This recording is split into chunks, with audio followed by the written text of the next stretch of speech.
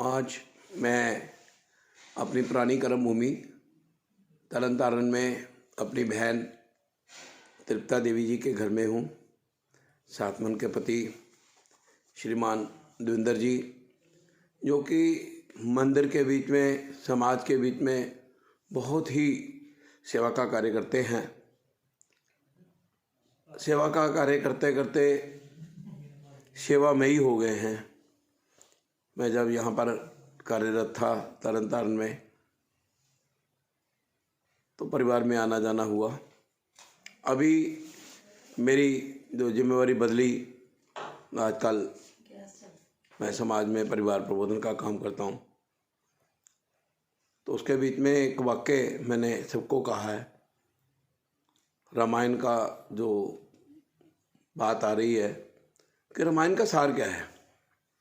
रामायण का सार है, पर हित सम धर्म नहीं भाई, पर पीड़ा सम नहीं अधिमाई। दूसरों का हित करना ही धर्म है, दूसरे को पीड़ा देना से बड़ा कोई अधर्म नहीं है। तो इसी संदर्भ में हमने कहा कि प्रतिदिन कम से कम 1 रुपया समाज हित के लिए निकालिए। प्रतिदिन कम से कम 1 घंटा समाज हित के लिए निकालिए। आज मुझे बहुत प्रसन्नता है कि मेरी बहन ने इस कार्य को, मैं 1 वर्ष के बाद यहाँ आना हुआ है लगभग, तो उन्होंने उस कार्य को किया है। जब मैं आज घर में आया हूँ तो बहन जी ने कुछ कहा था, ज़रा बहन जी कुछ बताएंगे कैसे शुरू किया आपने समाज हित के लिए। ठीक है कि आप बोलते नहीं हैं, कार्य करते हैं, समाज का हित करते हैं। आपकी मदर भाषा से समाज को एक संकेत जाएगा, संदेश जाएगा कि मनुष्य जीवन किसके लिए है। मनुष्य जीवन पशु जीवन नहीं है। मनुष्य जीवन केवल और केवल दूसरों को भला के लिए मिला हुआ है। तो आज आपने जो कार्य किया है, ये पकड़ो, ये देने हैं, पकड़ो। ये बहन जी ने जो 1-1 रुपया वाली बात रखी थी, आज उन्होंने गोलक को तोड़ा है मेरे आने पर। और इनके एक सहेली ने भी ऐसा काम किया है।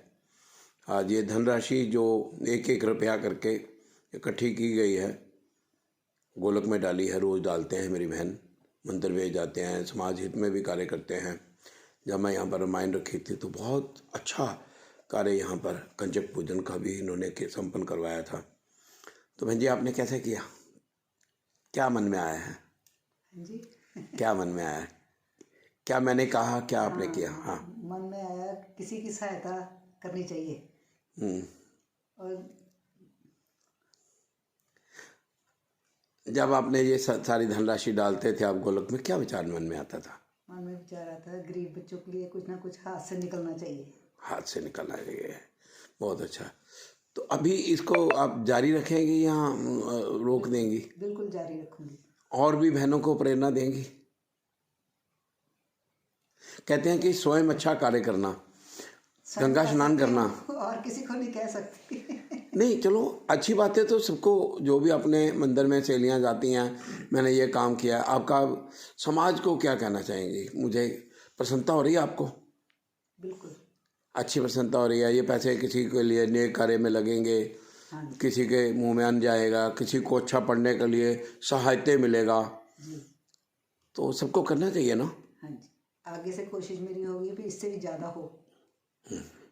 अपने जन्म दिवस पर, अपनी मैरिज एनिवर्सरी पर, बच्चों के जन्मदिन पर, पोतों के जन्मदिन पर, ठीक है, तो कुछ ना कुछ अधिक से अधिक हम कर पाएँ।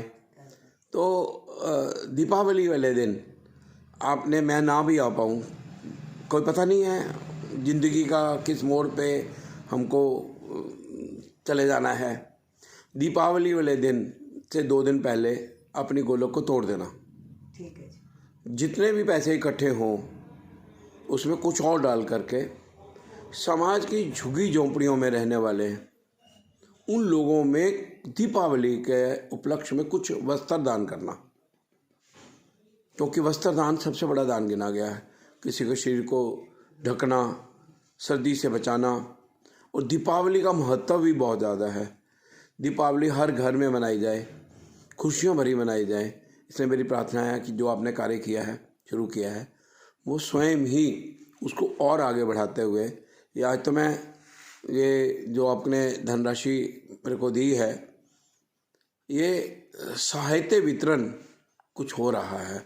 ये पैसे 380 परिवारों में, यहाँ एक हमारी मंदिर की सोसाइटी है, वो 380 परिवारों में धनराशि इकट्ठी करती है।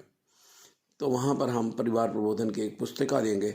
ये पुस्तिका आपकी तरफ से, वो पुस्तिका आपके इस राशि से, ये पुस्तिका उन परिवारों तक हम पहुँचाने का प्रयास करेंगे। तो आपको भाई सब कुछ, आपको तो मैंने देखा है काम करते हुए, आपकी सहनशीलता, और ये राम सीता की जोड़ी, भगवान आपको लंबी उम्र दे, हंसता खेलता रखे, भगवान का आप कार्य करते रहें। आप कुछ संदेश देना चाहेंगे समाज को? देवेंद्र गुप्ता जी हैं यहाँ पर। मुझे याद है गौशाला बनी तो सबसे पहले एक अच्छी राशि समाज हित के लिए, गौ माता के हित के लिए और इकट्ठी भी की और खुद भी उसमें दी है। कुछ समाज को कुछ संदेश देना चाहेंगे आज के संदर्भ में? आपका आशीर्वाद बना रहे, ऐसे काम चलते रहें, मैं यही कहना चाहता हूँ। बहुत बहुत धन्यवाद। ये है इनकी बहू मोगा से हैं, और ये हैं हमारे परम स्नेही अतुल जी। बहुत ही मधुरभाषी हैं, बहुत ज्ञानवर्धक हैं। लेकिन मैं इनसे एक प्रार्थना करूँगा कि अपना ज्ञान बांटते जाओ। कहते जो भी आपके पास अधिक हो जाएगा वो आपको तंग करेगा। ज्ञान वो है जो बांटा जाए। अगर बांटोगे नहीं तो उस ज्ञान का क्या लाभ है? अगर गुरु अपने पास ज्ञान रख लेगा तो कोई लाभ नहीं है। चाहे वो आजकल तो इलेक्ट्रॉनिक मीडिया बहुत अच्छा है, उसका उपयोग करके हम ज्ञान को बांटें। जैसे हमने दिया है भजन, भोजन, भाषा, भूषा, भ्रमण, ये सारे 6 बिंदु दिए हैं। सुबह जल्दी उठना, टीवी देखते हुए भोजन नहीं करना, ये सारी कुछ बातें 9 करणीय कार्य दिए हैं, 6 बिंदु दिए हैं। उसको आप भी थोड़ा सा शेयर करिए। और आपने जो आपके बीच में प्रतिभा है वो सबको उसका लाभ मिले। करेंगे कुछ अतुल जी, कुछ आश्वास, कुछ समाज के लिए कुछ कहना चाहेंगे? नहीं जी, संघ का कार्य कर रहा हूँ ये लगभग 40 वर्ष से, आगे भी जारी रखेंगे। संघ कार्य तो समाज का कार्य है, हाँ जी, समाज हित का कार्य है। सारे समाज ही संघ है, हाँ जी, और संघ ही समाज है, समाज ही संघ है। इसमें कोई अलग अलग नहीं है। तो हमको समाज हित के लिए कुछ ना कुछ, जैसा आप करते रहते हैं, अपने विचार देते रहते हैं, तो उसको और बांटिए। यही मेरी आपसे प्रार्थना है। जय श्री राम, जय श्री राम।